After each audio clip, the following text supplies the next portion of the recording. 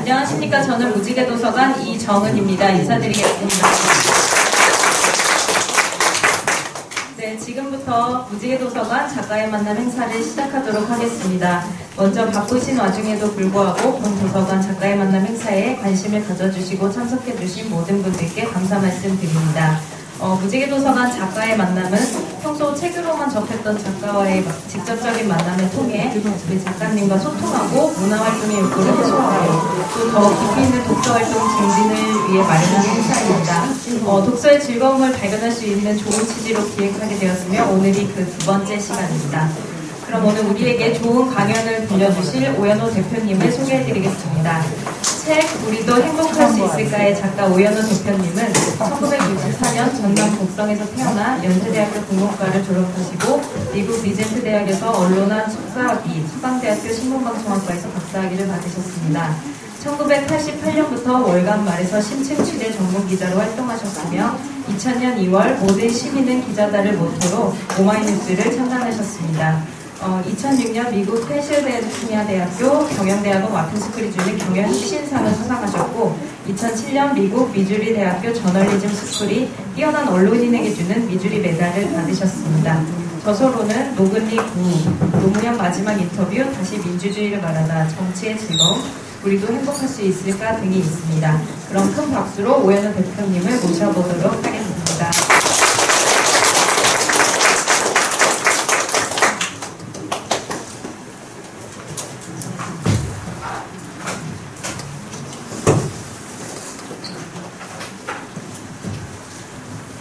네, 반갑습니다. 안녕하세요. 네, 반갑습니다.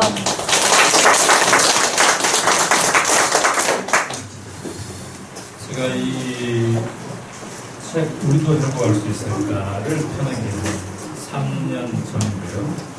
그동안 많은 독자분들도 뵙고 이 책에 대해서 말씀을 하고 있습니다. 오늘 무지개 도서관에 만나뵙겠습니다.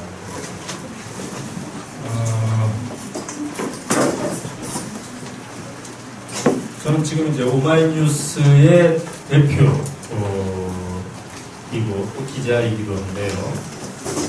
최근에 몇 가지 더 하고 있습니다. 하나는 뭐냐면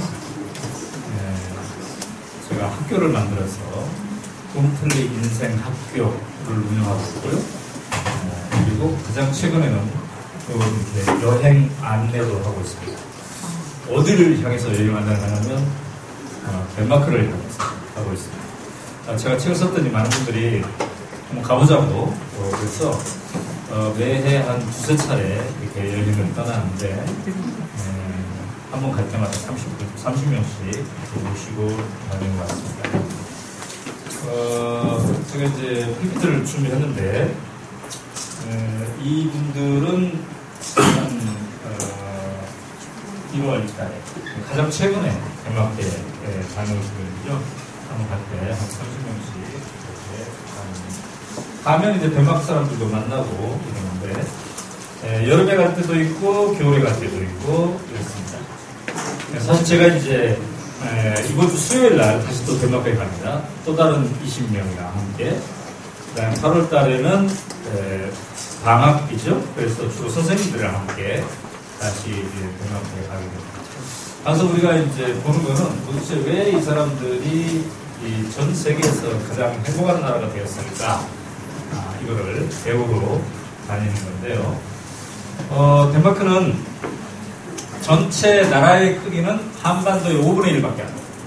그리고 인구도 555만 명. 자, 여기까지 얘기하면 사람들이 조그마한 나라이기 때문에 행복한 거 아닌가? 이런 생각을 하게 되는데 가서 봤더니 꼭 그런 거는 아니라는 거죠. 자, 우리 지금 청주잖아요. 오늘 청주인데 청주의 인구가 몇 분이시죠? 대략? 85만? 80만.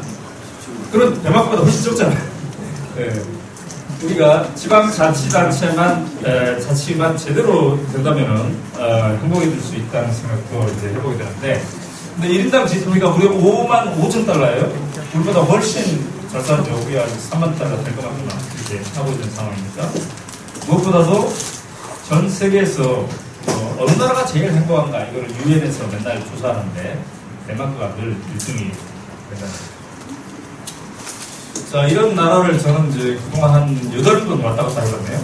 차를 타고 쭉 전국을 돌아다니기도 하고, 그러면서 도대체 왜 행복한지 해서 책이 나왔습니다. 책이 나온 후에 제가 이제 덴마크에 대한 글을 쓰고 책을 내고 있더니 많은 사람들이 되게 부러워하더라고요. 덴마크로 이민 가고 싶다고 하더라고요. 그래서 제가 덴마크 이민 가는 것보다 우리나라를 덴마크로 만드는 게 훨씬 더 쉬울 수 있다고 얘기했어요. 왜냐하면 덴마크 이민 되게 힘들더군요. 덴마크에 인구가 550만 명인데 우리나라 사람이 300명 밖에 없더라고요. 누가 가 있나 했더니 이민 절차를 밟아서 간 사람들은 거의 없고 덴마크 남자랑 결혼한 여성들이 많더라고요. 그래서 가능성이 아예 없는 건 아니고 어쨌든 이민 가는 건 힘들고 우리 아를 덴마크로 만드는 게 더 좋겠다. 그래서 제가 전국 순회 강연을 돌아다녔는데 그러다 보니까 하도 많이 돌아다녀가지고 작년에는 집에 안 들어가는 날이 무려 69일이었어요. 제가 결혼도 하고 아내도 있는데 집에 무려 69일을 안 들어갔어요. 우리 아내는 좋아했을까요? 싫어했을까요? 좋아했죠. 박수 쳤어요. 박수 쳤어요? 네. 어쨌든 저는 우리 아내한테 매우 미안한 마음을 갖고 있는데 여러분들한테 물어보면 꼭 그런 생각 가지지 않아도 된다고 하더라고요. 네, 그래서 요새는 좀 마음 편하게 돌아다니고 있습니다. 자, 이러면서 뭐가 제일 행복한가 사람들이랑 얘기를 해봤더니 쭉 얘기를 들어보더니 아하 이건가 보다. 이거 스스로 선택하니 즐겁다.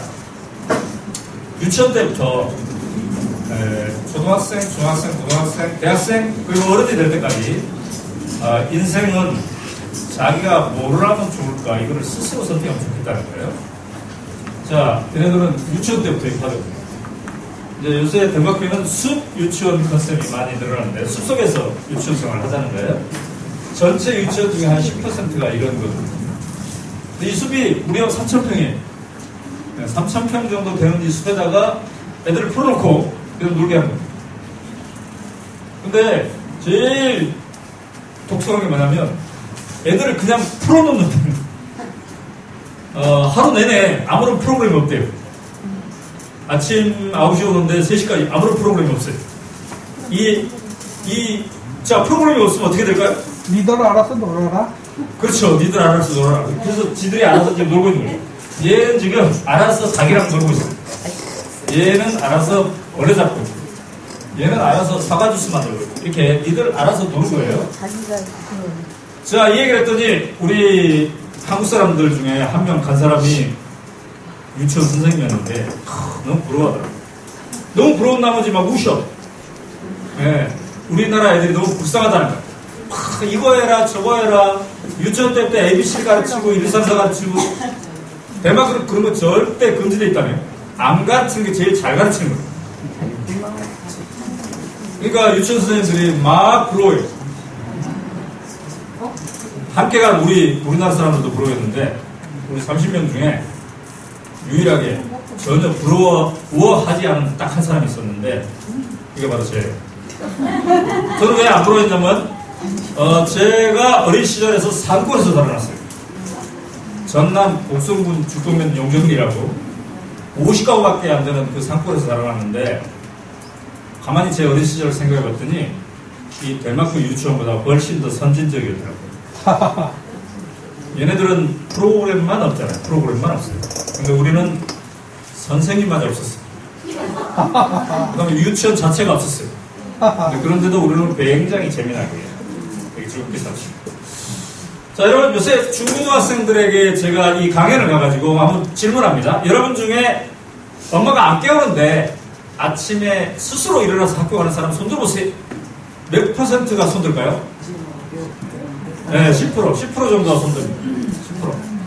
그러니까 90%는 엄마가 깨워야만 일어나는 거예요. 근데 저는 제 어린 시절을 되돌아봤더니 늦잠을 잘 시간이 단 하루도 없었어요. 해가 뜨면 가슴이 벌렁벌렁 해가지고 더 이상 잠이 안 와요. 왜 잠이 안 와요? 오늘 또 무슨 재미난 일이 벌어질까 우리 동네에서. 네? 막 형들이랑 동생들이랑 몰려다니면서 물론 어른들한테 야단도 많이 맞지만 그래도 우리는 너무 재밌게 지냈더라고요. 하루가 재밌어가지고 늦게 잠을 잘 수가 없어요. 이게 다 뭐예요? 스스로 선택한 즐겁다 속에서 나오는 거예요.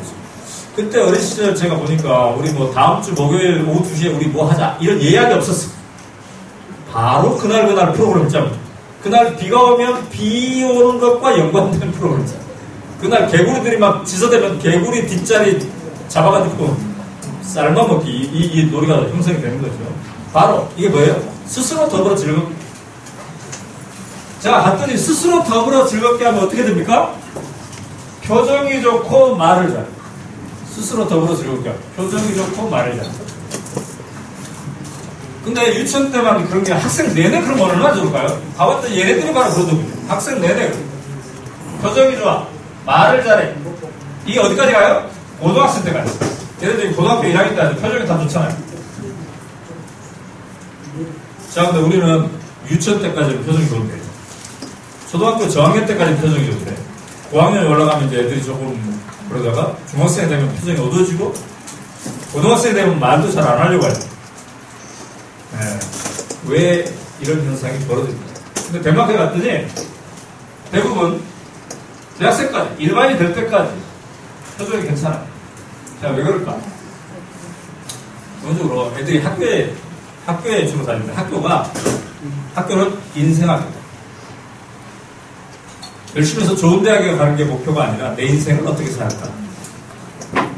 그 다음에 성적 우수상 제도가 없다는 거죠. 성적이 좋다고 해서 상을 주지 않는다. 왜냐면 성적 중요한데 성적은 여러 가지 중요한 것 중에 하나에 불과해요. 옛날에 우리 어린 시절에 놀 때 보면 뭐 누가 1등이고 누가 15등이고 다 알았지만 서로 차별이 없었잖아요. 놀은. 누가 부잣집이고 누가 가난한 집이고 다 알았어요. 그래도 차별 없이 놀았단 말이죠. 바로 그래요. 그 다음에 주인이 된다. 학생, 학부모, 선생, 교장 중 누구도 소외되지 않고 학교 운영의 주인이 된다. 이게 굉장히 중요해요. 근데 제가 우리 중고등학생들한테 여러분은 학교의 주인입니까? 하면 답이 뭐라고 나올까요? 아니요. 그게 너무 슬픈 답 아니에요? 제가 한 번은 교장 선생님만 1000명 모셔놓고 강의해 본 적이 있는데요. 그때 똑같은 질문을 했는데 그때는 답이 어떻게 나왔을까요? 교장 선생님들 아니요라고 하더군요. 본인들도 아니 학교의 최고 권력자인데 왜 주인이 아닙니까? 그랬더니 교장 선생님들도 소외되게 참 많나봐요. 자, 주인이 되기. 어떤 공간에서든 내가 주인이 되기. 이게 사람들을 행복하게 만든 핵심 요소 중에 하나거든요. 그러니까 나는 그냥 끌려가는 게 아니라 내가 이 공간을 운영하는 이 일을 벌이는데 어떤 주인이다. 애들이 주인이 아니라고 그랬어. 너무 슬펐어요. 그래서 물어봤어요. 한번 예를 들어보라고. 뭐 때문에 주인이 아니에요? 그랬더니 뭐라고 답해 왔냐면 점심시간에 핸드폰을 마음대로 못 쓴다는 거예요. 내 점심시간이고 내 핸드폰인데 왜 내가 마음대로 못 씁니까? 그 결정은 누가 내렸습니까? 학교, 선생님 내렸습니다. 그럼 여러분은 뭘 하셨습니까? 그 결정을 내리는 거예요. 여러분이 제일 쪽수가 많고 주인이라는데 여러분은 뭘 하셨습니까? 왜 개입을 안 했습니까? 그랬더니 답이 뭐라고 나왔냐면 한 10초간 정적이 흐르더니 답이 뭐라고 나왔냐면 그니까요. 그니까 우리가 왜 가만히 있었을까? 네. 이게 지금 아이들의 상태입니다. 그러니까 초등학교, 중학교 때부터 내가 늘 주인되는 훈련을 해야 고등학생에 대해서도 그게 가능하고 어른이 되어서도 그게 가능하다는 거예요. 덴마크에서는 그거를 강조하고 있다. 스스로 더불어 즐겁게. 근데 이 스스로 더불어 즐겁게라는 말을 우리도 많이 쓰고 있어요. 실제로 이렇게 하고 있는데도 이제 늘어나고 있습니다. 그러나 우리 사회 곳곳에 모든 학교가 이렇게 되지는 않고 있는데 그럼 그 이유가 뭘까? 쟤네들은 왜 저게 실제화됐을까? 생각해봤더니 가장 밑바닥에 이 철학이 다르더군요. 자, 우리 모두는 행복하기를 원해요. 그럼 어떻게 하면 행복해질 수 있을까? 우리는 어쩌면 그동안 내가 어떻게 하면 행복해졌을까? 이거를 중심으로 생각했어요. 근데 저 사회를 가보니 내가 행복해지려면 옆 사람들도 행복해야 돼. 이 생각이 아주 철두철미. 어떤 걸 하더라도 이걸 하는 거예요. 자, 그래서 우리가 최대한 90% 이상을 승자로 만들어낸다는 거죠. 그래서 여기를 가봤어요. 이걸 어떻게 해야 하나. 여기는 어디냐면 감옥입니다. 덴마크 감옥. 덴마크 감옥에 가본 이유가 뭐냐면 덴마크 감옥에 갔더니 굉장히 신기하거든요. 우리는 감옥 그러면 갇혀 있어야 되잖아요. 근데 감옥이 열려있더군요. 물론 닫힌 감옥도 있어요. 그건 이제 살인범, 강도범 이렇게 중범들 처음에. 그러나 여기서 좀 있다가 이제 모범수가 되면 열린 감옥으로 와요. 그 다음 경범죄, 경제사범, 교통사범 이런 사람들은 처음부터 열린 감옥에 있는데 이 열린 감옥에 가봤더니 감옥에 있는 사람이 기존에 자기가 다니던 직장에 출퇴근을 하더라고요. 감옥에 있는 사람이 대학도 다니고 감옥에 있는 사람이 저기 막 터미널에 놀러 갔다 오기도 하고 단 이제 밤 8시가 되면 자기 집으로 들어와야 돼요. 감방으로 들어와야 되는데 우리가 이 열린 감옥에 구경을 갔더니 이 교도관이 처음에 안내를 해줬어요. 교도관이 우리를 맞이하더니 조금 있다가 이제 다른 한 사람을 불러가지고 당신이 대신 나 대신 안내하시오 했는데 그 당신이 누구냐면 죄수였어요. 마약 밀매범으로 무려 12년을 선고받은 사람이 우리를 안내하기 시작했는데 너무너무 잘 안내했어요. 이 사람이 40분 동안 우리를 이곳저곳 데리고 다니면서 안내를 한 다음에 마지막으로는 우리를 이렇게 앉혀놓고 컴퓨터를 가져오더니 자기가 강연을 했어요. 강연 제목이 뭐였냐면 열린 감옥의 장점. 근데 강연을 너무너무 잘해. 강연이 끝나고 나서 자기 집을 자기 방이죠. 감방. 감방을 구경시켜줬는데 그 감방이 이렇게 생겼어요. 자, 여기가 지금 냉장고가 있습니다. 냉장고. 감방에 냉장고가 있어요. 그 다음에 오디오가 있고 노트북이 있고 이 의자가 엄청 등받이 의자 좋죠. 프린터기도 있고 커피포트도 있어요. 네. 그 다음에 막 자기 가족들 사진 다 있고 자기 옛날에 상 받은 것들 다 해놓고 네. 살만하죠? 네. 이 정도면 살만하다고요. 나도 글로 보내줘요. 제가 대학생들한테 이거 보여줬더니 자기 기숙사 방보다 훨씬 좋다고 이렇게 얘기하더군요.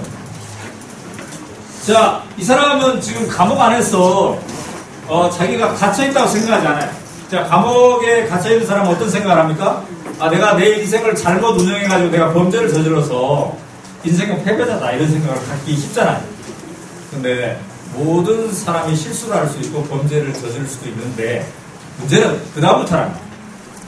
그 다음부터 이제 반성을 하게 하고 사회에 당당한 이론으로 이 사람을 훈련시켜야 되지 않겠습니까? 그래야 이 사람이 사회에 나왔을 때 다른 사람도 행복해질 수 있다. 그러니까 늘 생각하는 게 내가 행복하려면 옆 사람들도 행복해야 돼. 이 옆 사람이 늘 패배자라는 생각을 갖고 있고 나는 범죄자였어. 나는 이 사회에 쓸모없는 인간이야. 이렇게 생각하면 또 다른 옆 사람도 그게 번진다는 거예요. 그래서 이 사람은 지금 감옥 안에서 직업이 분명해요. 뭐가 직업이냐면 감옥 안에서 운전수예요. 운전수. 감옥 안에서 대학 다니고 감옥 안에서 출퇴근하는 사람들 있잖아요. 그 사람들을 도와주는 역할 자기가 해. 그러니까 내가 이 사회가 움직이는데 당당한 역할을 하고 있다. 이 생각을 하고 있는 거예요. 그래서 얼굴이 펴져 있어요. 그래서 얼굴에 미소가 들어와 있어요. 자, 이 사람의 이 사람 방에 지금 창이 하나 있는데 이 창 밖을 내다봤더니 어떤 풍경이 나왔냐면 아름다운 어린이 놀이터가 나왔어요. 이 감옥 안에 왜 이렇게 아름다운 어린이 놀이터가 있을까요?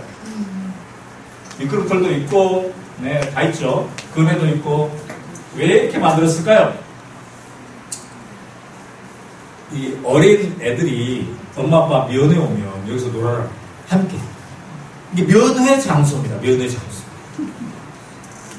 자, 우리나라의 면회, 감옥 면회 장소에 가보면, 이게 뭘로 가려져 있죠. 막, 채창살로 가려져 있고. 그럼 어때요? 어린 딸이 아빠 만나러 왔어요. 딱 만나는 순간, 뭔 생각이 들까요? 우리 아빠 불쌍하다. 우리 아빠 갇혀있구나. 막 이런 식으로 뭐 생각하겠죠. 근데 여기는 지극히 일반적인 어린이 놀이터에서 함께 얘기를 하는 거예요. 그만큼 배려를 하는 겁니다. 당신도 당당한 사람으로 태어나라. 이런 식의 배려를 하는 거죠. 자, 이 사람 당당한 이론님. 네. 저랑 친구가 됐어. 네, 제가 저 감옥에서 이제 헤어지는데 저한테 저의 손을 잡고 신신당부하더라고요. 다음에 또 한국 사람들 데리고 오면 딴 감옥 가지 말고 우리 감옥으로 가주세요. 그래서 제가 늘 갈 때마다 이 감옥에 지금 가고 있습니다. 네.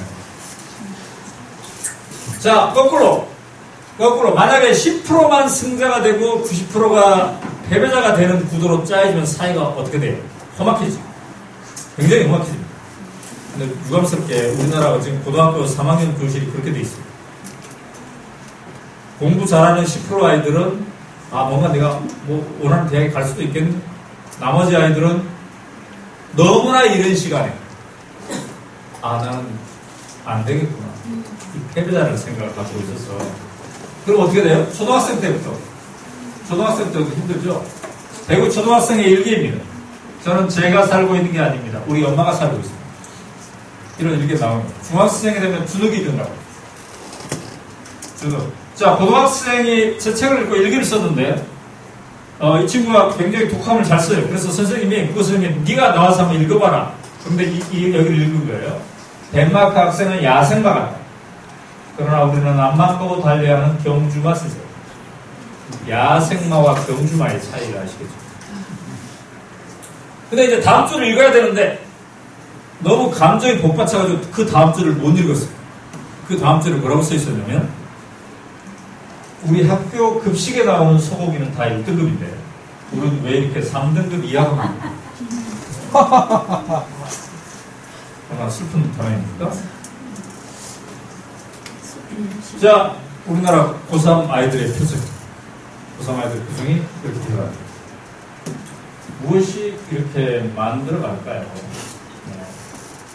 자, 근데 덴마크 아이들은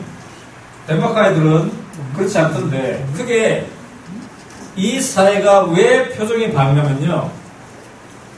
사랑하는 사람에게, 제자든 자식이든 친구든 사랑하는 사람에게, 아이고, 괜찮을 겁니다. 또 괜찮아질 거예요. 하면 진짜로 괜찮아져요. 자, 1등급이 아니고 9등급인 친구에게 너도 괜찮을 거야. 하면 사회에 나가서 실제로 괜찮아. 왜 그런가? 이 사회는 세 가지의 괜찮아요 속에 문화가 되기. 첫 번째가 쉬었다가도 괜찮아. 우리는 막 고등학교 다니다가 1년 내가 쉬었다가 가야 되겠다 생각을 하려고 해도 그럼 그 사이에 친구들은 막 따라가는 거예요. 우리 요새 중학생들 그 자유학기제라고 있지 않습니까? 자유학기제? 한 학기 동안 시험을 안 봐요. 좀 더 자유롭게 놔두는 자유학기제를 정적으로 시행하고 있어요. 그랬더니 학원가에서 어떤 바람이 불고 있냐면 남들은 자유롭게 쉬어가는 이 한 학기 동안 우리는 더 빡세게 해보죠. 네? 너무 슬프네요. 근데 얘네들은 쉬었다가도 괜찮아. 그 다음에 다른 길로 가도 괜찮아. 꼭 정해진 길로만 안 가도 다른 길로 가도 괜찮아. 그 다음에 이미 잘하지 않아도 괜찮아. 이 세 가지의 괜찮아요를 누리고 살아요. 이거를 주로 학교 생활에서부터 누리는데, 왜냐면 학교 생활에서부터 이걸 누려야 나중에 어른이 돼서 누릴 수 있다. 우리 학교 다닐 때 그런 얘기 많이 들어봤던 것 같아요. 한눈 팔지 마라. 그 다음에 쓸데없는 일을 하지 마라. 이런 얘기 들어본 것 같아요. 근데 쟤네들은 한눈을 팔아야 된다. 쓸데없는 일을 해봐야 된다. 그래야 내 안에 또 다른 내가 누가 있는지를 알게 된다는 겁니다. 자, 이 정신을 교육과정에서 가장 상징적으로 내포하고 있는 교육과정이 뭐냐면 애프터 스쿨레라는 교육과정인데, 이건 뭐냐? 중학교 3학년을 졸업하면 고등학교에 가기 전에 1년간 인생을 설계하는 쉬었다 가는 학교로 가요. 자기 집을 떠나서, 이 기숙형 학교인데요. 이게 전국에 250가 있어요. 그러니까 우리 중학교 3학년 마치면 바로 고등학교 가야 되잖아. 가야 된다고 생각하자. 근데 얘네들은 1년 동안 쉬었다 갈 수 있어요. 뭐를 하면서? 뭘 할까요? 1년 동안 쉬면서? 자기가 제일 좋아하는 걸 하는 거예요. 그러니까 250개의 학교가 있는데 그 학교가 다 달라요. 지금 우리 선생님은 여행을 가고 싶다고 했어요. 그럼 여행은 실제로 그런 학교가 있는데 덴마크에 1년 내내 유럽을 여행해. 그러면서 유럽의 문화와 역사를 배워요. 우리 여행하면서 그 나라 역사 배우면 막 쏙쏙 들어오죠. 네. 자, 그 다음에 어떤 학교는 1년 내내 학생들이 그냥 숲속에서 있어요. 네. 숲속에서 뭐 하면 좋아요? 목공예. 목공예를 하다가 맨 마지막 졸업작품으로 만드는 게 건축이에요, 건축. 집을 하나 지어보는 거야. 그 다음에 어떤 학교는 모든 학생이 1년 동안 오케스트라 멤버야. 음악 오케스트라 멤버. 근데 그럼 오케스트라 학교가 있어. 그럼 우리는 거기 갈까 말까 할 벌써 걱정부터 되잖아. 뭐가 걱정돼요? 일단 악기가 걱정되고, 그 다음에 또 두 번째로 걱정되는 거예요. 예? 돈도 많이 내야 돼. 세 번째는, 이게 사실 이게 제일 중요할 수 있는데, 내가 악기 안 달아봤는데, 나는, 이런 애 있을 거 아니에요. 우리는 뭘 하더라도 선행 학습이 중요해요. 그러니까 오케스트라 학교에 가려면 중학교 때 내가 바이올린이라도 해봐야 돼. 근데 걔네들은 하나도 안 해봐요. 이미 잘하지 않아도 괜찮아. 와서 배우면 된다는 거. 와서 배우면. 왜 와서 배우면 되는데 왜 미리 배우냐는 거죠. 네? 자, 여기에서 얘네들이 이제 그냥 공부만 하는 게 아니라요. 말타기도 배우고 밥하는 거, 청소하는 거, 이런 거 배울 거예요. 그러니까 부모로부터 독립하기 위해서 인간이 준비해요. 네. 얘네들은, 덴마크 애들은 18살이 되면 부모로부터 이제 독립하기 시작하죠. 우리는 몇 살 때 우리 애들이 부모로부터 독립할까요? 평생. 네? 평생. 70? 독립이 안 돼. 돌아가시죠. 평생 독립 안 돼.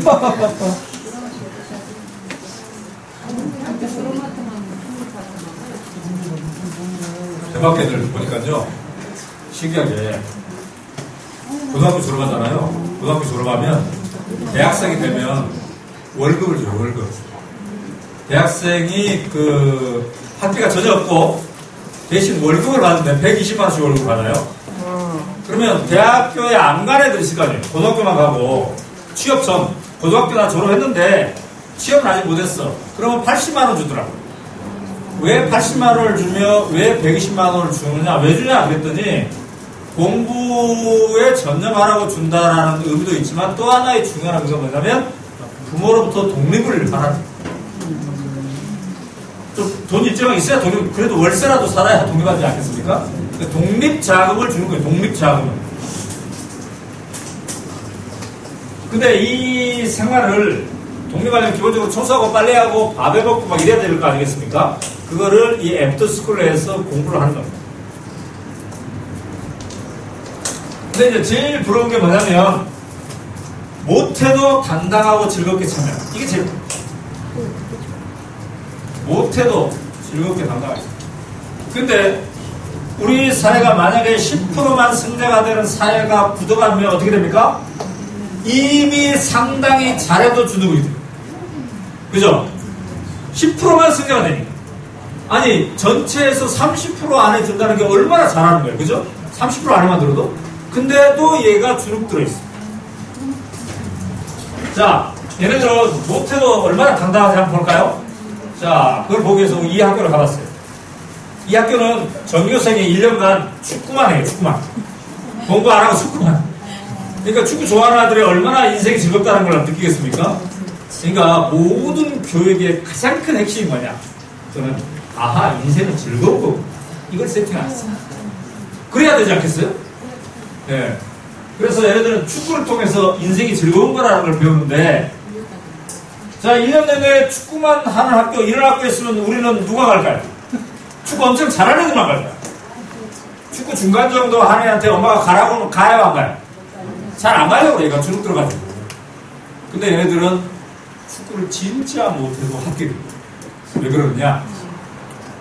100명을 선발하는데 25명만 잘하는 수준. 나머지 75명은 얼마나 좋아하느냐고. 잘하느냐 상관없어요. 얼마나 좋아하느냐. 네, 얼마나 좋아하느냐. 그래서 축구를 완전히 못해. 근데 지금 축구를 해보고 싶어, 내가. 그리고 이 학교에서 해보고 싶어. 이 이유가 합당하면은 합격할 수 있다는 거예요. 가봤더니 이 친구들이 축구 실력이 다 달라요. 얘는 잘하고, 얘는 못하고, 얘는 조금 잘하고, 얘는 아주 못하고. 다 다른데, 표정은 다 밝아. 그죠? 예. 네. 자, 이제 여기에 한국 사람들을 우리가 구경 갔는데, 한국 남자들을 이렇게 많이 보더니 너무너무 반가워했어. 왜냐면 자기네들 우리랑 축구 한 판 하세요. 전에는 한국 사람들 한두 명만 봤는데, 이번 10명 이상 왔으니까, 때려왔으니까, 아주 잘 됐다는 거예요. 축구 한 판 하자는 거예요. 근데 지들은 16살이고, 우리는 40대, 50대, 60대. 딱 20분 동안 축구했는데, 우리가 7대 0으로 졌습니다. 접니다, 제가 얼마나, 뭔가, 한 골 넣으려고 지금 부진장애를 쓰고 있는데 안 되더라고요. 이 아저씨는 축구를 해본 아저씨가 아닌지 그냥 걸어가고 있어요, 지금. 그러니까 이런 과정 속에서 하니까 우리가 7대 0으로 졌습니다. 근데 이 사진을 보고 우리가 이제 아무 준비물, 뭐 반바지도 없고 축구화도 없고 그렇게 간 상태였기 때문에 이 사진을 보고 우리가 크게 반성했습니다. 사진이 너무 품위가 없게 나왔습니다. 그래서 다음에 갈 때는 반바지와 조끼를 입고 가자. 그래도 덴마크와 대한민국의 국가 대항전인데 이렇게 품위가 없어서 되겠느냐 해서 그 다음에 반바지와 조끼를 입고 갔더니 사진이 제법 그럴싸하게 이번에 나왔어요. 그렇죠? 네, 조끼를 입고 반바지를 제가 입고 있어요. 자, 그런데 이제 이 공을 몰고 제가 이제 여기다가 슛을 쏘려면 어떻게 해야 될까요? 슛을 쏘려면 이 친구를 일단 제끼고 그 다음에 마지막 수비를 하고 있는 이 덴마크 친구를 또 한 명을 제껴야 돼요. 근데 얘는 16살이라고.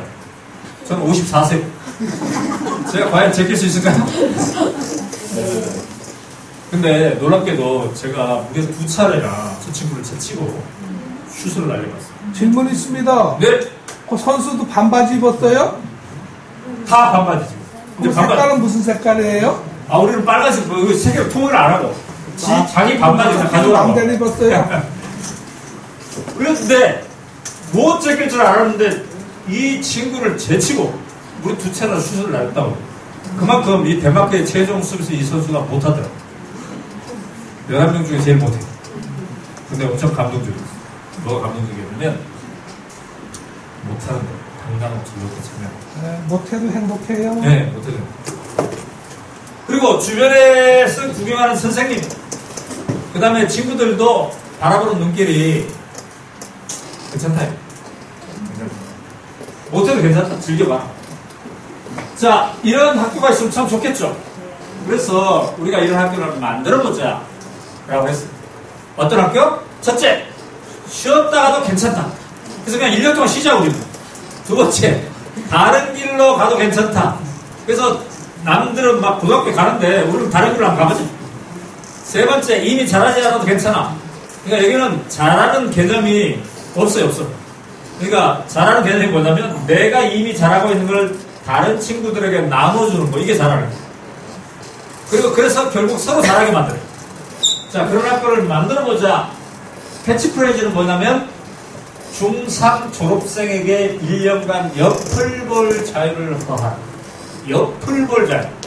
우리가 우리가 막 계속 앞만 보고 왔는데 이제 옆을 한번 보여주자 이거. 그 밑에 뭐라고 써있냐면 덴마크 애프터스쿨 모델을 한국에 과연 적용 가능한지 한번 점검해보자. 보통 이제 이렇게 포럼 같은 걸 하면 이제 어때요? 준비자들이 다 준비를 했는데 참석자들이 별로 없어. 그리고 기운이 쫙 빠지죠. 아, 이거 안 되나 보다. 관심도 별로 없는데 뭐 이거 왜 하나? 근데 평일날 오전 10시에 했는데 참석자들이 엄청 몰려온 거예요. 관심을 갖고. 그리고 이거를 학교에서, 일선 학교에서 중학생들한테 야, 이런 학교 우리가 만들어볼까 하는데 만들면 좋겠니? 했더니만 너무 좋대. 나 거기 가고 싶대. 그래서 결국은 만들었어. 어디다? 강화도에다가 적어 30명으로 이렇게 만들었는데요. 얘네들이 작년에 첫 번째 입학식을 했는데 그 영상을 이게 한번 우리가 보도록 하겠습니다. 입학식 때 이 학생들이 나는 왜 이 학교를 선택했나? 또 부모들은 나는 왜 우리 애를 이 학교에 보내나? 이 각자의 사연들을 얘기하고 있습니다. 원서를 냈다가 여기 오려고 지방 포기를 하고 다른 길로 한번 가고 싶어서 이 학교에 지원을 하게 됐고요.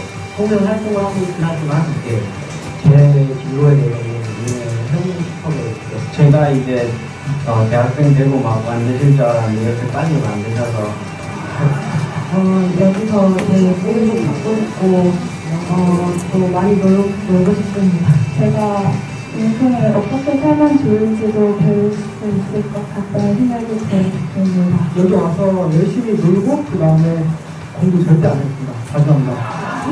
대신 이번 1년 절대 헛수고를 잘 못합니다. 제 인생의 새로운 상황을 여기 있는 모든 친구들과 선생님들과 함께 할 수 있어 영광입니다. 옆을 보지 않는 아이들이 앞으로만 달려가는 모습이 사실은 너무 안타까웠는데 즐거움과 배움을 가지는 학생의 자세로 좀 살았으면 좋겠다는 마음이 좀 많이 컸습니다. 내 인생을 과연 어떻게 살아야 할까 한 번쯤 좀 여유 있게 한번 시간을 보내다가 하시면 엄마 한마디만 해줄 수 있어? 오수민 위대한 평민이 되거라.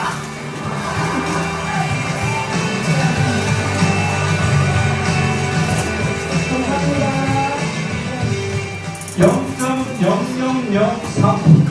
그러나 여러분은 매우 뜻깊은 질문을 대한민국 전체사회 학생들에게 던지고 있습니다. 앞만 보고 달려가는 게 아니라 옆도 보고 가십니다. 쉬었다가도 괜찮구나. 다른 길로 가도 괜찮구나. 그거 무엇보다도 나만 쉬어 가자. 우리가 함께 행복해야 되는구나. 이걸 말해주고 있습니다. 경제로에서 남을 앞서는 원리가 아니라 서로 돕고 의지하면서 함께 살아가는 사회를 이루어서 그 안에서 행복을 느끼며 그 힘으로 사회 전체에 힘을 주고 나아가 세계의 시민으로 당당히 나설 수 있는 힘을 가져야 할 것으로 믿습니다. I know that it's very, very competitive. And I know that students are working hard every single day. And I believe that sometimes it can be useful to take time out or help to reflect on what your life is.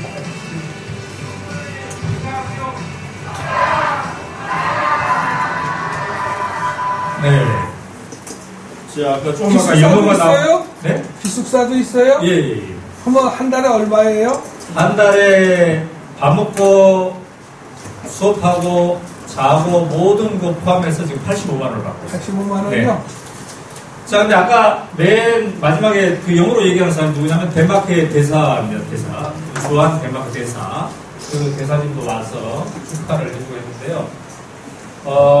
이 학생들이 지금 이렇게 함께 공부도 하고, 그 다음에 밥하고 빨래하고 이런 걸 배우는데, 지금 이제 이게 지금 부엌에서 반찬 만들고 있는 장면인데요. 하루에 한 학생은 모든 수업에 다 빠지고, 프로그램 다 빠지고, 오로지 식당에서만 일합니다.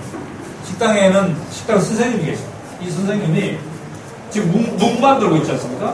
양념을 어떻게 하는지, 반찬을 어떻게 하는지 다 이렇게 가르쳐 줍니다. 그래서 여기서 1년만 있으면 완벽하게 이제 반찬하는 법을 배우게 되는 거예요. 그래서 얘네들이 주말에 집에 오면 엄마들이 좋아한다고 그래요. 반찬 떨어진 걸 애들이 하니까. 그 다음에 농사를 이렇게 짓는데, 밭농사, 논농사, 지금 3월달에 이렇게 거름내고 있고요. 강화도에 두 농가랑 계약을 해가지고. 그 다음에 이렇게 손으로 모 심는 훈련도, 이렇게 모 심기, 이렇게 해보는 거예요. 자, 이렇게 농사를 지어봤더니, 이 친구가 부산에 있는 고등학생인데, 어머니날 편지 써가지고, 엄마 내가 농사를 직접 해봤더니, 엄마가 나를 어떻게 키우는지 조금 알 것 같아요. 그 심정이. 아까 동아리 활동은 뭐냐면 내가 잘하는 것을 다른 사람들에게 가르쳐주고. 자, 이 친구는 동아리 활동으로 뭘 가르쳐주고 있냐면요, 양봉. 이 친구가 10월 집여가지고 저 벌을 키워봤어요. 벌. 얘는 강아지보다 벌을 더 좋아해요. 그래서 자기 집에 있는 벌 한 통을 들고 학교 뒷산에다가 갖다 놨어요. 거기서 이제 꿀을 채취해보고 싶다는 거지, 이제. 그래서 동아리 7명 지금 학생들 데리고 벌의 세계에 대해서, 벌 위에 안 무서운 존재인지, 어떻게 하면 벌이 꿀을 만들어내는지 이걸 해가지고 결국은 꿀을 채취해가지고 30명이 다 나눠 먹었어요. 네? 그 체험을 얘네들이 직접 한 겁니다. 자, 신기한 일이 벌어졌어요. 신기한 일. 이 학교에 30명의 학생이 있는데 저기 지금 미국 사람 비슷한 사람 하나 있죠? 미국 사람이 아니라 덴마크 사람이에요. 덴마크 학생, 여학생이 한 명 입학한 거예요. 아니 덴마크에는 이런 학교가 무려 250개나 있는데 거기를 마다하고 우리나라로 온 거예요. 왜 왔느냐? 이게 덴마크 모델이에요. 1년간 쉬었다 가는 모델이 이게 덴마크에만 있는 제도예요. 전 세계에서. 그러니까 자기 나라 제도가 우리나라에 이제 수출되기 시작했으니까 신기할 거 아니에요? 그래서 덴마크 신문에 이게 나온 거예요. 이런 학교 생긴다고. 그걸 이 여학생이 우연히 보고 이제 학교 만든 사람이 저한테 이메일을 보내요. 나는 한국에서 당신 학교에 가고 싶다. 근데 내가 거부했어. 안 된다. 우리는 모든 수업을 한국말로 한다. 못 온다. 그래서 그냥 포기하지 않았거든요. 근데 다시 이메일이 또 왔어. 편지가 또 왔어. 나는 한국어를 지금 막 배우기 시작했습니다. 그리고 나는 한국을 좋아하기 시작했습니다. 근데 결정적으로 제가 받아들일 수밖에 없었던 이유가 뭐냐면 자기가 역사 기말고사를 봤는데 이번에 기말 시험을 봤는데 기말 시험의 주제를 한국 전쟁으로 했다. 한국이 너무 좋아가지고 한국 역사를 배우기 시작했더니 한국 역사에서 엄청난 큰 사건이 한국 전쟁이었다. 그래서 자기는 그걸로 역사 시험을 봤다. 한국을 너무 좋아한 나머지 코리아를 막 구글에다가 코리아 계속 쳐봤는데 사우스 코리아는 잘 안 나오고 맨날 노스 코리아만 나오더래. 막 김정은이 뭐 핵개발했다, 막 핵개발 뭐 미사일 쐈다 이런 것만. 그리고 한국, 북한 뭐 조만간 전쟁이 일어날지도 모른다 막 이런 위기의식. 그래서 자기가 이 사우스와 노스는 왜 이렇게 싸우냐? 쭉 관심을 갖고 봤더니 한국 전쟁이 나오더래요. 수십만 명이 죽은 전쟁. 그래서 그거에 대해서 알죠. 왜 이게 가능했냐면요. 덴마크는 중학생 이상이 되면 시험 문제를 선생님이 안 냅니다. 시험 문제를 학생이 씁니다. 선생님이 이게 중요하다, 이게 중요한 게 아니라 내가 어떤 사안에 가슴이 뛰었나. 그래서 그렇게까지 얘기하는데 또 부모님들도 가라고 했다고 그러니까 부모님이랑 직접 통화해봤더니 부모님도 괜찮대. 데려가도 괜찮대. 그래서 얘가 우리나라에 왔고 6개월 동안 잘 지내다갔어요. 근데 얘가 첫날 와서 우리 한국 학생들 앞에서 이렇게 발표합니다. 자기는 왜 한국에 왔냐면 덴마크에서는 18살이 되면 부모로부터 독립하는데 자기가 지금 16살이에요. 근데 그걸 준비해야 돼. 준비하려면 뭐가 필요하냐? 내가 내 인생을 스스로 관리할 수 있는지 없는지를 테스트해보고 싶대요. 근데 그 테스트를 왜 하필 한국에서 하냐? 왜냐면 이 지구상에서 자기가 볼 때 자기랑 가장 문화적 충격이 큰 나라에서 그 테스트를 해보고 싶대요. 그래서 우리나라에 왔대요. 진짜 오마이갓이죠. 왜 이렇게 겁 없이, 걱정 없이, 한국말도 제대로 못하는데 왜 왔을까요? 또 왜 와가지고 6개월 동안 잘 지내다 갔을까요? 여러 가지 이유가 있지만 제가 봤을 때 핵심 이유는 뭐냐면 얘가 초등학교, 중학교 때 뭘 배우고 학교에서 살았어요? 뭘 배우고 사회에서 살았어요? 뭘 배우고 가정에서 살았습니까? 지금 이미 잘하지 않아도 괜찮아. 이 안정감 속에서 산 거예요. 내가 반드시 10% 안에 들지 않아도 괜찮다. 나는 지금은 못할지라도 서서히 내가 저렇게 갈 수 있다. 이런 마음가짐. 이게 굉장히 중요합니다. 근데 만약에 10%만이 승자가 될 수 있는 사회라면요, 이미 30% 안에 드는데도 주눅이 들어있어요. 예를 든다면 이 학교의 한 남학생이 덴마크 이 여학생이 그렇게 얘기하니까 손들고 질문했어요. 선생님, 저도 질문을 하고 싶습니다. 저 친구가 우리나라에 와서 모든 게 낯설 텐데 왜 저렇게 당당한지, 그리고 무엇이 제일 힘든지 질문해보고 싶다. 그래, 네가 해봐라. 그런데 뭐라고 하냐면, 선생님도 아시다시피 제가 영어가 짧지 않습니까? 그러니까 영어를 잘하는 저 친구가 좀 통역 좀 있었으면 좋겠어요. 근데요, 통역을 요청한 이 친구가 이미 자기도 상당히 잘해요. 네? 중학교 1학년 때부터 중학교 3학년 때까지 영어 시간에 얼마나 많은 단어를 접합니까? 자기도 잘할 수 있어. 근데 늘 유창하지 못하기 때문에, 발음이 나는 유창하지 못하다, 나는 문법적으로 완벽한 문장을 구사하기가 힘들다, 그래서 안 하는 거야. 이미 상당한 단어를 접하는 거야. 그래서 내가 너 돈 쓰지 말고 네가 한번 해봐봐. 그때 딱 두 단어 얘기했어. 무엇이? what? 어렵냐? difficult? 했더니 저 여자친구가 다 알아듣고 덴마크가 다 답해줬어요. 또 됐단 말이야. 되는데 왜 주는 줄 알아요? 이게 10%만이 승자가 되는 사회로 짜여지면 이렇게 되는 겁니다. 자, 요약하면은 저 사회가 저럴 수 있는 거예요. 내가 행복하려면 우리가 행복해야 된다. 이 철학이 사회 곳곳에 스며들 때 가능한데, 자, 이렇게 되면 학교에서만 이런 게 아니라 어떻게 돼요? 사회에 나와서도 그래요. 학교에서 배운 것이 사회에서도 통합니다. 이게 이 사회를 행복하게 만드는 또 핵심이죠. 그래서 그냥 고등학교만 졸업하고 택시기사는 이 아저씨 표정이죠. 고등학교만 졸업하고 그냥 식당 종업을 하는 이 아저씨들 표정이죠. 왜들 이렇게 표정이 좋습니까? 진짜 행복해요? 아, 행복한데. 왜 행복하냐 물어봤더니, 우리가 학생 때는 교실에 들어가는 것이 부담스럽지 않았고, 지금 어른이 됐는데 어른이 되어서는 동창회에 나가는 게 부담스럽지 않아요. 이게 무슨 의미인지 아시겠죠? 네, 동창회에 나가는 거. 그러니까 동창회에 나가지고, 야, 너는 사장이고, 너는 변호사고, 너는 의사고, 나는 청소부인데, 이런 마음이 없다는 거예요. 서로, 그러니까 이 직업에 대한 그런 차별이 없다는 거죠. 자, 사회복지들은 잘 되어 있습니다. 전 국민 교육비가 없고 의료비가 없는 이런 사회이죠. 자, 이게 어떻게 해서 가능했습니까? 세금을 내기 때문에 가능한데, 이 세금을 내는 이유 50% 이상, 부자들은 50% 이상 세금을 내는데, 그게 뭐냐면 아까 우리가 학교에서 배웠다. 내가 행복하려면 우리가 행복해. 이게 있기 때문에 세금을 굉장히 아끼지 않고 이렇게 낼 수 있는. 제가 이 세금 그래프를 갖고 왔는데, 덴마크는 1등이에요. 50%에 육박하는 거고, 우리는 한 26% 정도죠. 세금을 적게 냈지만 어때요? 사회복지는 그렇게 원활하지 못한 이렇게 되겠죠. 근데 이 모든 변화가 어디서 시작했냐면, 이 그루트비 목사와 그 동지들에 의한 교육 개혁에서부터 시작했습니다.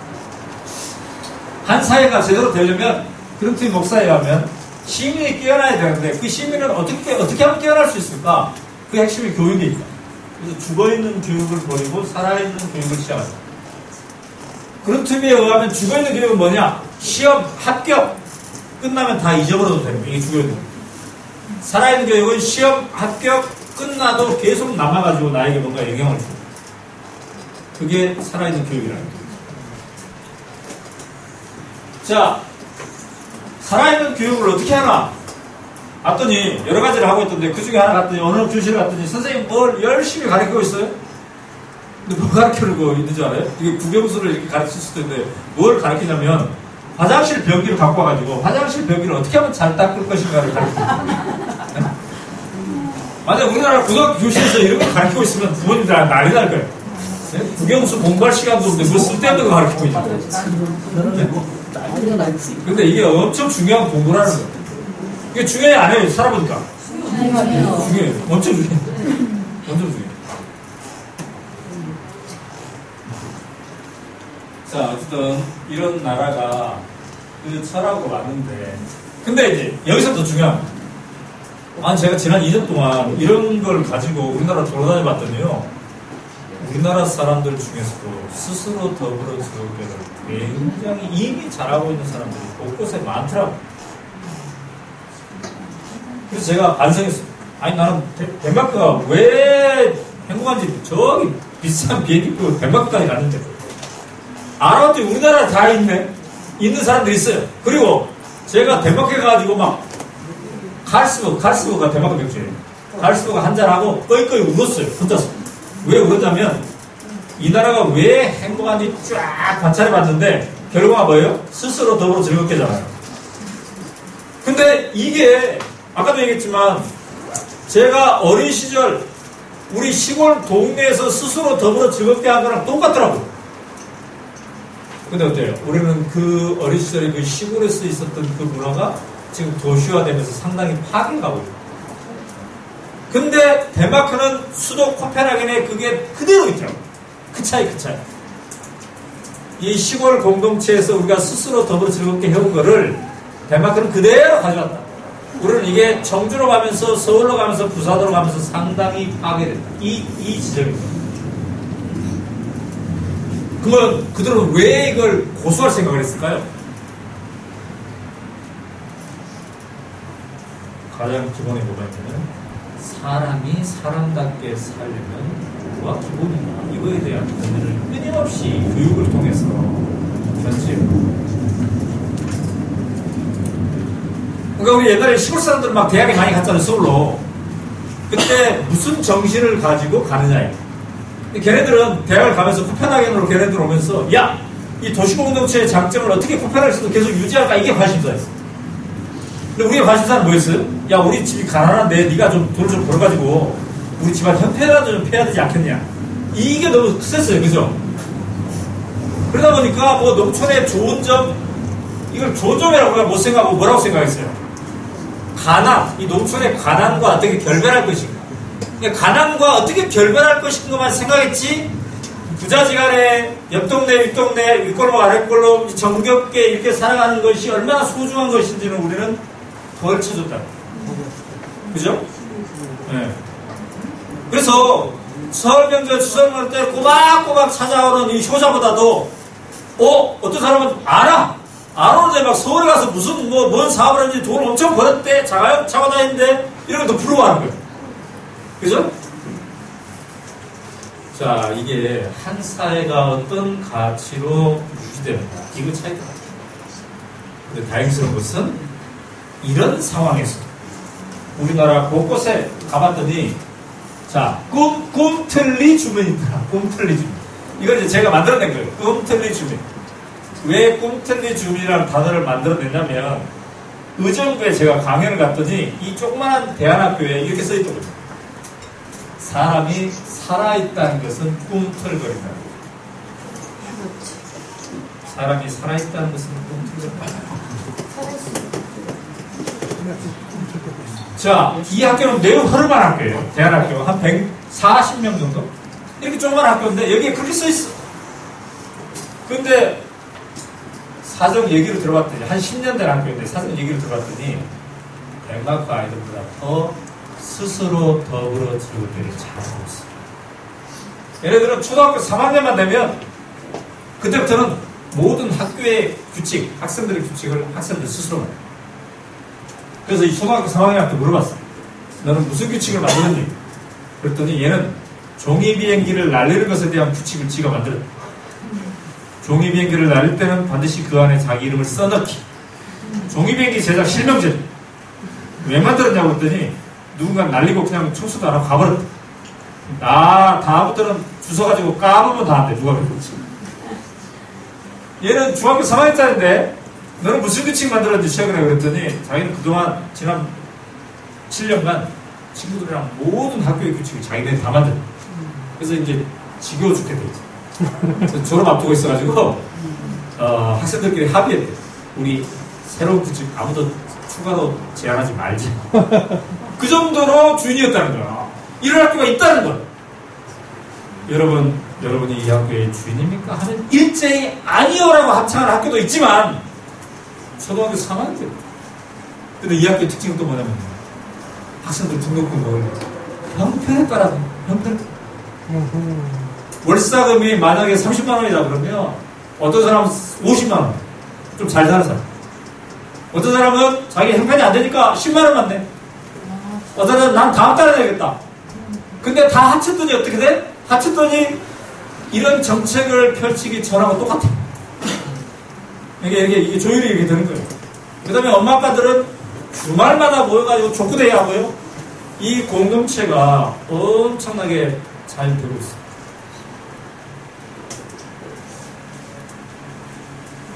제일 좋은 이 학교를 졸업하는 아이들. 불안, 초조, 긴장에 덜 휩싸였다. 아, 우리 이렇게 살아도 되는구나. 이 험한 세상에 우리는 이렇게 살아도 되는구나. 왜 덜 불안, 초조, 긴장해? 엄마 아빠들을 봤거든. 엄마 아빠들이 저렇게 주말마다 서로 그냥 막 어울려 다니면서 즐겁게 사는 걸 봤거든.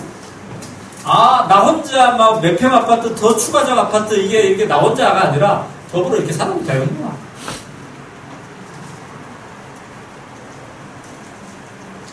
자, 이 엄마들은 부산에서 제가 만난 엄마들인데요. 제가 이렇게 강연을 했더니, 아이들이랑 함께 와서 강연을 했더니, 굉장히 좋아했어요. 그리고 엄마들이 모임을 만들었어요. 네. 이 유치원 초등학생들 엄마들인데, 이 엄마들의 모임의 그 목표가 뭐냐면, 요 유치원생, 이 유치원생 지금 발고 명명하죠. 이게 고등학교 3학년 때까지 이 표정이 유지되면 좋겠다. 이 모습. 사실 이게 우리 모두의 목표면 좋겠죠. 그래서 뭘 했냐면 학교 뒷산에다가 야외 어린이집을 만들었어요. 이제 일주일에 3번 학원 가는 대신에 여기에 오는 게 있어요. 이 학생들. 그래서 여기서 막 애들이 이렇게 놀아요. 산속에서 벌레도 잡고 목공예도 하고 해보고. 그러니까 우리가 지금 강화도에 만든 그 꿈틀이 인생학교 버전을, 초등학생 버전을 여기다가 만든 거예요. 그래서 이렇게 애들을 맑게 하는 거예요. 이 엄마들. 자, 그런데 제가 쭉 돌아보니까 우리 학생들의, 중고등학생들의 마음의 밭이 아직 깨끗하더라고요. 한 여자 고등학교에서 제가 지금 강연을 하고 있는데, 강연이 끝나고 나서 애들이 독후감 쓴 걸 받아봤는데 그 중에 하나의 독후감이 뭐였냐면 제목이 헬 조선에도 봄은 온다. 네? 헬 조선에도 봄은 온다. 지옥 같은 이 조선에도 봄은 오는가? 빼앗긴 땅에도 봄은 오는가? 근데 맨 마지막에 뭐라고 써놨냐면 온대요. 왜냐하면 자기가 봄이 오도록 꽃씨를 뿌릴 거예요. 이 마음이 참 소중한 마음이죠. 자, 여중학생들도 이렇게 해서 자기네들끼리 꿈틀리를 만든 겁니다. 그러니까 제가 이렇게 돌아다니면서 여러분도 꿈틀리를 한번 만들어보세요. 꿈틀리 별게 아니라 우리 꿈틀꿈틀거리는 사람들, 더 나은 사회를 향해서 꿈틀꿈틀거리는 사람들이 뭔가 못쓰게 보는 거, 이게 꿈틀리라고 생각합니다. 그런데 우리 아이들에게 제일 좋은 거, 이런 활동을 해봤더니 제일 좋은 장점이 뭐냐면 애들이 마음가짐이 아하, 내 잘못만은 아니었구나, 이런 마음을 갖는다. 처음에 애들이 초등학교 때, 유치원 때 자기가 밝고 명랑했다는 걸 막 아는데 중고등학생 되면서 표정이 어두워졌어. 위축되고 있어. 나는 왜 이 모양이 이 꼴일까 이렇게 하고 있어. 근데 이게 애들이 대부분 자기 성격 탓이라, 자기가 너무 못난 탓이라 자기 탓을 하는데, 이 책을 읽어봤더니 어때요? 덴마크에 갔더니 쉬었다가도 괜찮아, 지금 이미 잘하지 않아도 괜찮아, 다른 길로 가도 괜찮아, 10% 안에 안 들어도 괜찮아. 이게 일반화되어 있는 거죠. 그런 문화 속에서 우리가 하면 우리가 주눅들 필요가 있을까? 위축될 필요가 있을까? 이런 생각을 하는 거죠. 그래서 내 탓만이 아니었구나, 너의 잘못이 아니야 라고 우리가 위로하죠. 그 위로가, 진정한 위로가 우리에게 사실 필요한 겁니다. 자, 결론입니다. 고등학교 1학년짜리가 독후감을 썼는데 제목이 뭐냐면 떠나든가 그냥 살든가 아니면 바꿔버린다. 이 세 가지 선택이 우리에게 있다. 근데 이 친구는 고등학교 1학년짜리인데 자기는 바꾸는 쪽에 서겠대. 왜? 우리나라는 자칭 민주주의 국가다. 뭐 바꾸게 뭐가 있냐? 민주주의 국가이기 때문에 바꾸시다. 이 얘기하고 있어요. 헌법 1조입니다. 대한민국 민주공화국입니다. 대한민국의 주권은 국민에게 있고 모든 권력은 국민으로부터 나옵니다. 모든 권력이 국민으로부터 나오는데 우리 국민이 못 바꿀 게 뭐가 있냐는. 그리고 헌법 10조를 다시 얘기하려고 합니다. 모든 국민은 인간으로서의 존엄과 가치를 가지며 행복을 추구할 권리가 있다. 우리가 어떤 상태에 존재하고 1등이건 10등이건 인간으로서의 존엄과 가치를 가지며 행복을 추구할 권리가 있다. 이 10조가 있기 때문에 우리는 행복해졌습니다. 그래서 오늘의 저희 결론은 오늘, 지금, 나부터 꿈틀. 오늘, 지금, 나부터 꿈틀. 제가 그동안 이 강연을 위해서 한 8만 명 정도를 만났는데요. 그 중에 우리 학생들 중에서 제일 다시 만나고 싶은 학생이 있어요. 이 학생은 고등학교 2학년이에요. 부산에. 제가 부산 고등학교에서 강연을 마치고 있었는데 아이들이 제 이메일을 알려줬더니 이메일보다는 핸드폰 번호를 알려달래요. 카톡으로 쉽게 쏘겠다고. 근데 내가 핸드폰 번호를 알려줬더니 막 적었어요, 애들이. 그러고 나서 이제 인근 지하철역에 나는 호텔로 가려고 차를 기다리고 있는데 한 남학생이 다가왔어요. 얘가 아까 강연장에 있었더니 저한테 그러더군요. 오늘 강연 괜찮았다. 그러면서 이렇게 얘기하는 거예요. 아까 선생님이 우리 핸드폰 번호 주지 않았습니까? 근데 우리 친구들은 다 받아 적었는데 자기는 받아 적지 않았다. 왜? 그랬더니 선생님과 저는 반드시 다시 만날 거라는 확신이 들기 때문이다. 왜? 그랬더니 자기는 오늘 한 얘기 중에 사람이 살아있다는 것은 꿈틀거린다는 것입니다. 이게 꽂혔대. 그래서 자기가 앞으로 꿈틀거릴 거래. 그래서 선생님도 꿈틀거리는 현장에 있을 거기 때문에 우리는 반드시 다시 만난다. 얼마나 기특합니까, 이거 마음이. 그죠? 그래서 제가 갑자기 이런 생각이 들었어요. 얘 3년 후, 5년 후, 10년 후를 내가 추적해봐야 돼. 제가 기자니까. 얘는 앞으로 어떻게 변할까? 추적하려면 뭐가 필요할까요? 전화번호가 필요하겠죠. 그래서 네 전화번호 한번 줘봐라. 이렇게 하면 너무 속보이니까 내가 뭐라고 했냐면 그럼 지금이라도 내 번호를 알려줄까? 그랬어요. 그런데 답이 어떻게 나왔냐면 네. 아닙니다. 우리는 반드시 다시 만날 것입니다. 하면서 다가오는 전철을 타고 그냥 사라져버렸어요. 엄마 중에서 제일 기억에 남는 사람은 이 편지를 남기고 간 분인데 여기에 막 전화번호 이름 있으면 저도 계속 추적해 볼 텐데 아무것도 없어요.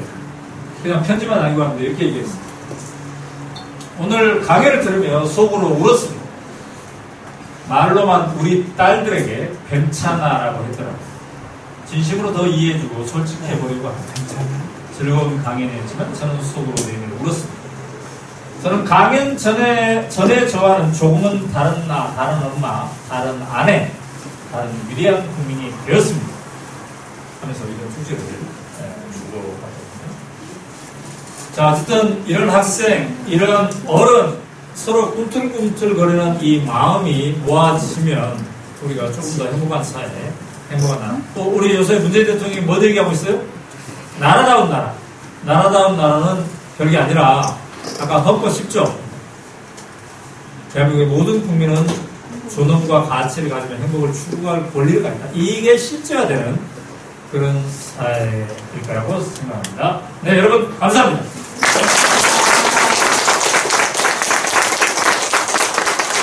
자, 딱 1시간 됐네요. 지금부터는 한 10분간 혹시 질문 있으면 제가 질문을 받고 대화하는 시간을 가져볼까 하는데요.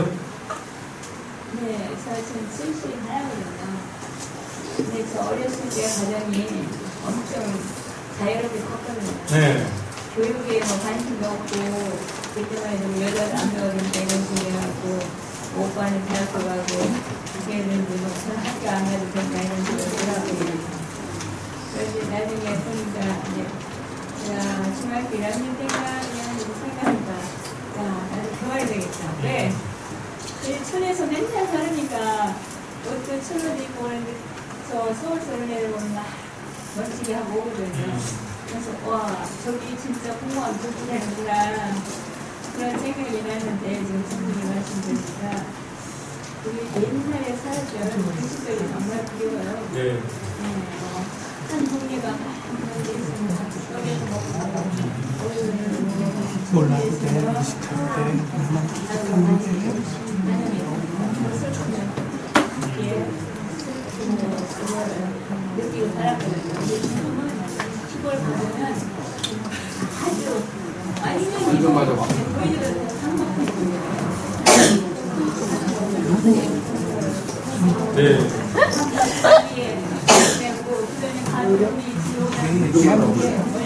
밥 먹고 가면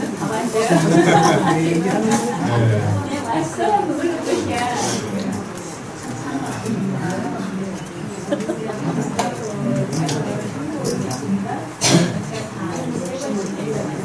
세 번이나 해주셨어요? 네,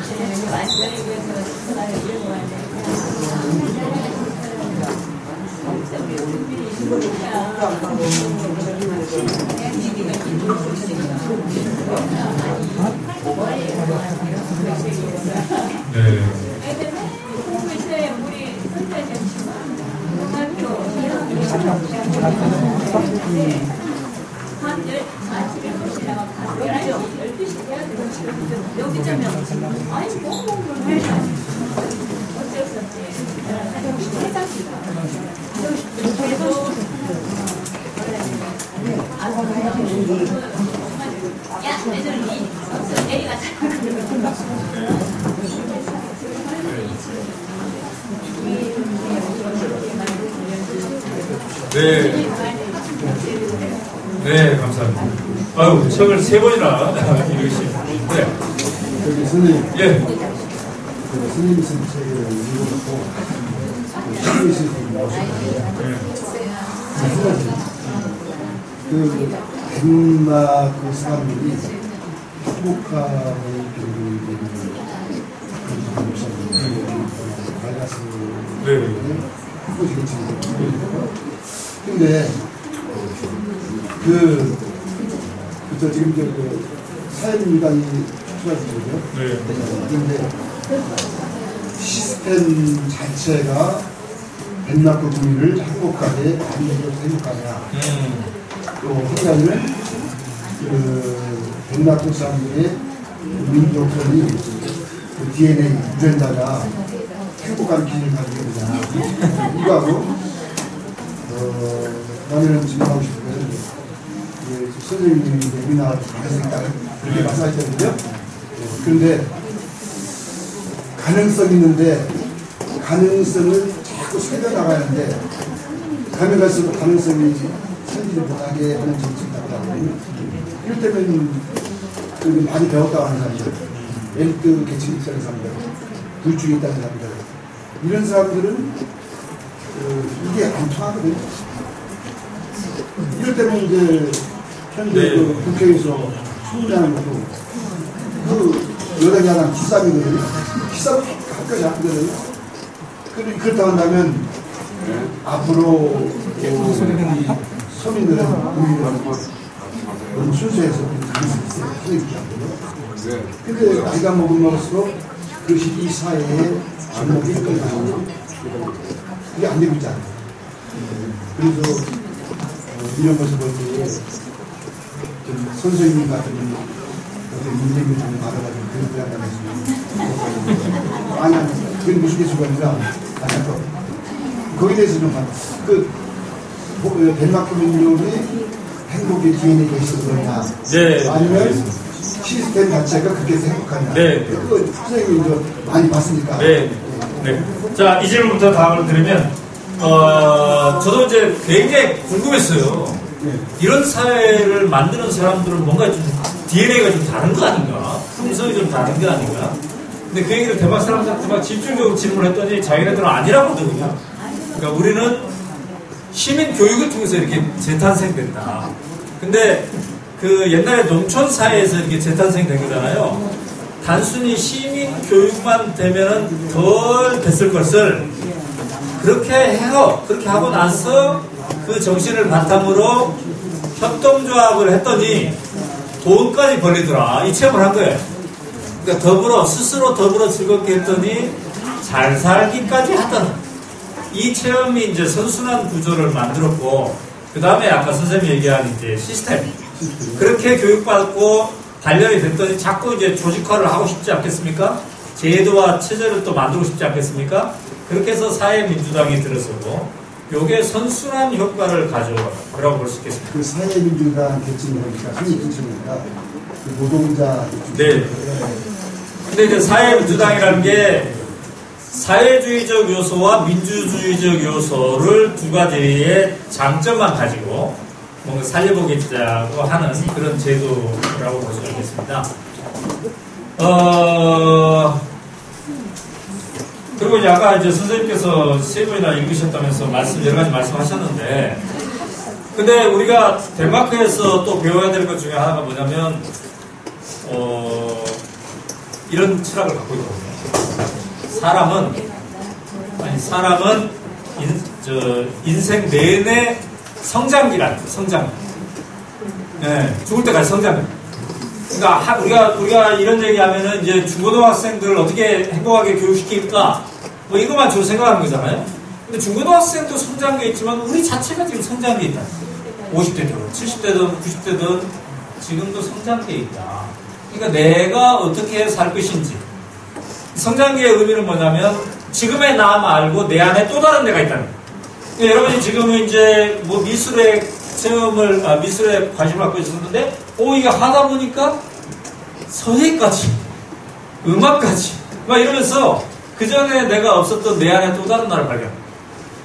미국에요 옛날에 그 타임지라는 유명한 시사 잡지의 표지를 장식한 사람이 누구냐면 그레마 모제스라는 사람인데 이 사람은요 73세 우연히 그냥 잡지에 그 그림이 좋아가지고 그거 따라 그랬어요. 73세. 그런데 그림을 자기가 잘 그린다는 것을 어떻게 발견했냐면 그 동네에 우연히 놀러온 미술 평론가의 눈에 띈 거예요. 당신 왜 이렇게 잘 그렸어? 그랬더니 난 그냥 잡지 표지 그냥 따라 그려봤는데 그러냐? 그럼 다른 거 그리는 거 한번 보여줄 거야. 다른 거 그리는 걸 봤더니 엄청난 거야. 근데 이 사람은 단 한 번도 미술에 대한 교육을 받아본 적이 없어요. 그래서 이 사람은 73세 미술가로 데뷔해가지고 무려 20년 동안 93세 20년 동안 자기 인생이 화가로서 살았죠. 우리 안에 또 다른 우리가 있다. 내 안에 또 다른 내가 있다. 나의 지금 컨디션이 어떤 상황이든 간에 그거를 열어주는 거, 그 가능성을 열어주는 거. 그게 이 사회를 행복하게 만드는 게 아니야. 자, 그러려면 어떻게 해야 돼요? 시간적 여유를 좀 줘야 되겠죠.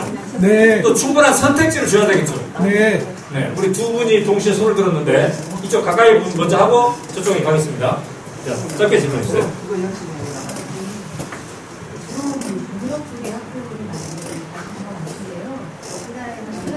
네. 네.